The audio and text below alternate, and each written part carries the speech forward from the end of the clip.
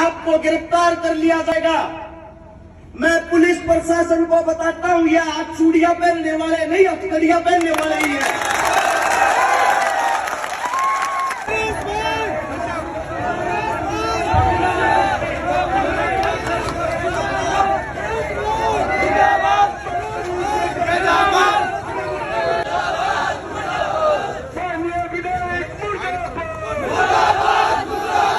हरे सितारा जिंदाबाद,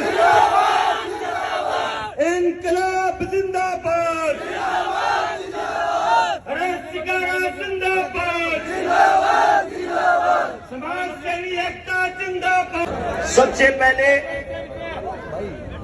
हरियाणा से आए हरस शिकारा की, जो यहाँ मेरा परिवार बैठा है, अगर मेरी जुबान में बोले आप सभी के चरणों में राम राम, आपकी जुबान में बोले अस्सलाम वालेकुम।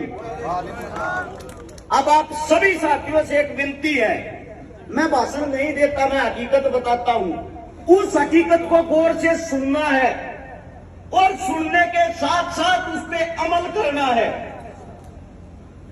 राजस्थान पुलिस की आज चेतावनी थी, अगर आप राजस्थान में आए आपको गिरफ्तार कर लिया जाएगा। मैं पुलिस प्रशासन को बताता हूं, यह हाथ चूड़ियां पहनने वाले नहीं, हथकड़ियां पहनने वाले ही है। दूसरी बात, जो हमारी पुलिस प्रशासन है वो हमारे इन्हीं बुजुर्गों के बेटे, इन्हीं बुजुर्गों के बच्चे हैं। कम से कम अपने परिवार, अपने काका ताऊ की इज्जत और मान सम्मान करना चाहिए, क्योंकि जो सरकार है, सरकारें आएंगी जाएंगी, आपके पिता काका ताऊ यहीं रहेंगे। ये समाज इनसे है, सरकार से नहीं। राजस्थान की जब राजनीति देखता हूं मुझे हंसी आती है। ऐसा लगता है जैसे जीता साड़ी का खेल चल रहा। पहले साड़ी ने आपको 5 साल लूटा और कहा जीजा जी कुर्सी पे आइए, अब आप लूटिए। मैं आप सभी साथियों को बता देता हूं, लड़ाई लड़ने से पहले यह पता होना चाहिए लड़ाई जीती कैसे जाती है। क्योंकि आप बार बार कहते हो बात करने के लिए बुला रहे हैं, बाप जी बात करने के लिए बुला रहे हैं। हम जो पट्टे की बात कर रहे हैं, अगर हमें लड़ाई लड़नी आ गई, बाप जी के गले में पट्टा घाल के इस चौक पे हमले करेंगे। वो नहीं है बाप जी, किसने बनाया, किसके दम पे बनाए? आप लोगों के दम पे। लेकिन मुझे बड़ा दुख है, इस परिवार को अपनी ताकत का अंदाजा नहीं। आप सभी को बता देता हूं, कम से कम अपने बुजुर्गों को याद कर लो, आप लोगों को अपनी ताकत का अंदाजा हो जाएगा। जब शहीद आजम भगत सिंह, चंद्रशेखर, पंडित राम प्रसाद बिस्मिल, अशफाक उल्लाह, जिनका भी जिक्र था, छोटी छोटी बातें बताता हूं। जिस वक्त जनेऊ धारण करे हुए थे चंद्रशेखर, भगवान के नाम लेते थे, भगत सिंह पिस्टल निकाल के खड़ा हो जाता था। कभी पीछे से कोई गोरा लोग मेरे भाई पे पीछे से हमला ना करते। जिस वक्त अशफाक उल्लाह 5 वक्त की नमाज अदा करते थे, पंडित राम प्रसाद बिस्मिल बंदूक तान के खड़ा हो जाता था, मेरे भाई पे हमला ना हो जाए। जब दोनों जेल में एक साथ का कोरी कांड में बंद थे, आप सभी को बता देता हूं, पुलिस प्रशासन गिरफ्तार करने के बाद हलवा नहीं झूठ देती है। और उस राम प्रसाद बिस्मिल का 2 वक्त का भगवान का नाम लेने का जब टाइम होता था, उस टाइम उसको जानबूझ के परेशान करती थी पुलिस प्रशासन, गोरे लोगों की, अंग्रेज।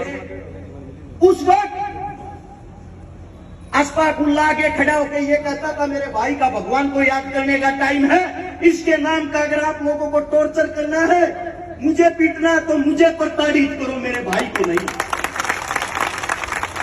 जब अशफाक उल्लाह उस थाने में, उस जेलों में 5 वक्त की नमाज अदा करता था, उसके नाम का राम प्रसाद बिस्मिल कपड़े निकाल के पीटता था।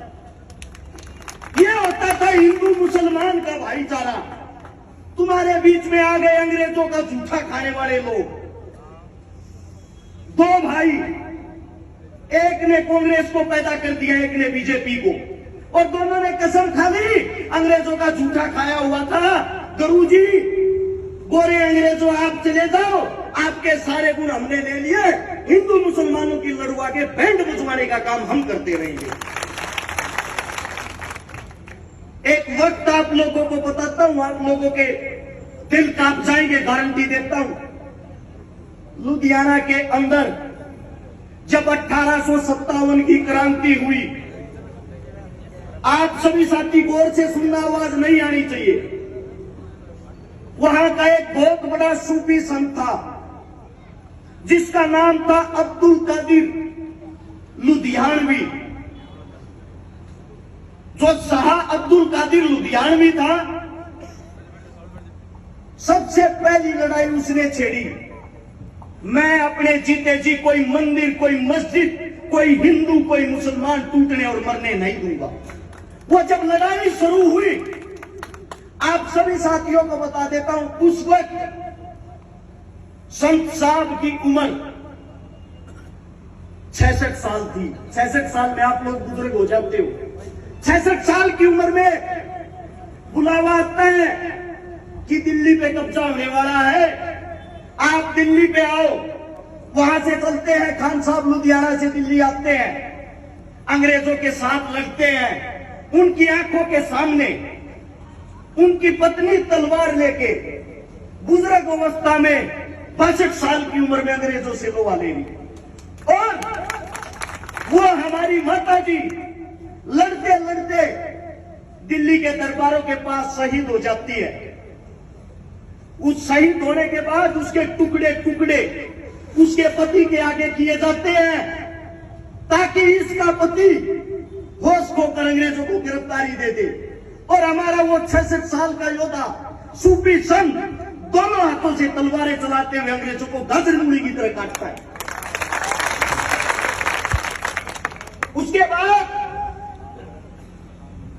उसके बाद वापिस जाके लुधियाना को संभालता, अपनी पत्नी की लाश को नहीं।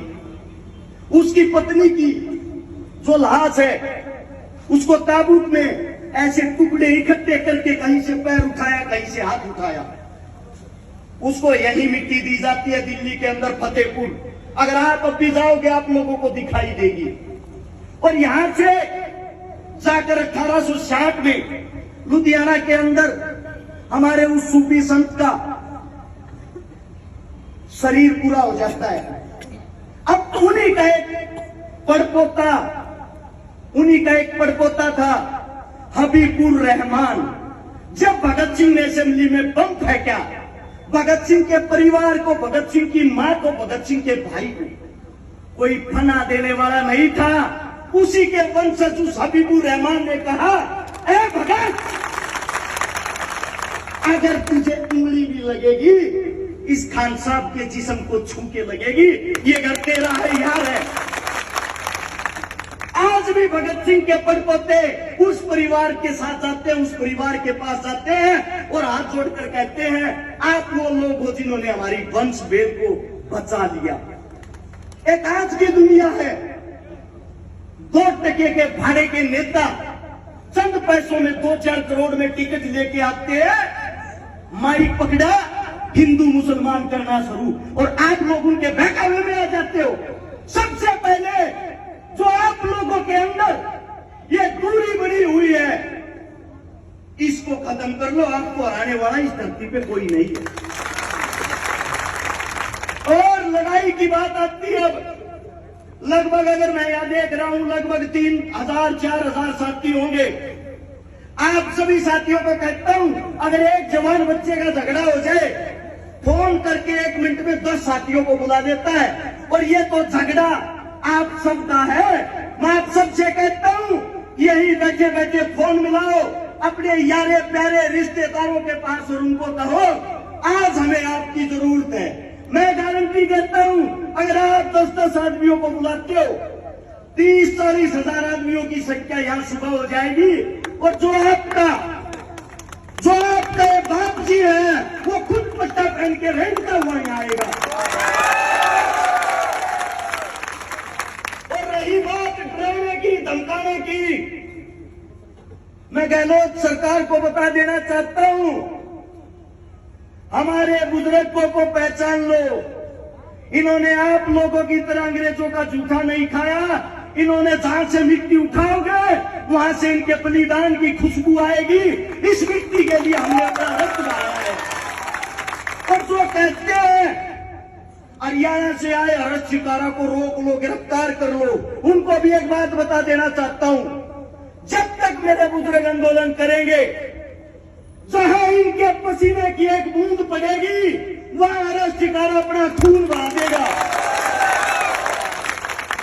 और अगर आप लोगों को पहला फुसला कर कोई बुलाता है, दरबारों में आओ, घर पे आओ, समझौता करेंगे, बातें करेंगे, कोठों में बातें वैसा करती है, मर्द नहीं। अगर बात करनी है छाती से छाती लगाकर हमारे बीच में आकर यहां करो, क्योंकि राजा हम हैं, तुम नहीं। और जो बार बार धमकी देते हैं हमें, ये हिंदू मुसलमान, हिंदुओं को निकाल दो, मुसलमानों को निकाल दो, इनको काट दो, उनको काट दो, मैं दोनों पार्टियों के जो लावारिस औलादे उनको बता देना चाहता हूं, हिंदुस्तान हमारा है, तुम्हारे बाप का नहीं।